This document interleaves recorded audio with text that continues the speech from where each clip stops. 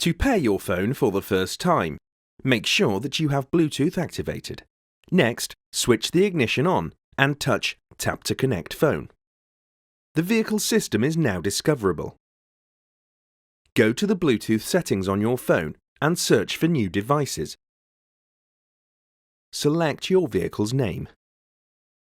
A passkey may be generated for certain phone models, and a confirmation message will appear on your phone and the vehicle's touchscreen. Check the passkey on the screen matches the one on your phone, then select OK on your phone and Yes on the touchscreen. If pairing is successful, your phone's name will be displayed.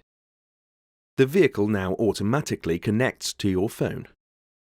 Next, select the phone shortcut to take you to the phone screen. Once your phone is paired and connected, a message may appear on the phone asking if you want to download the phone's contacts to the vehicle.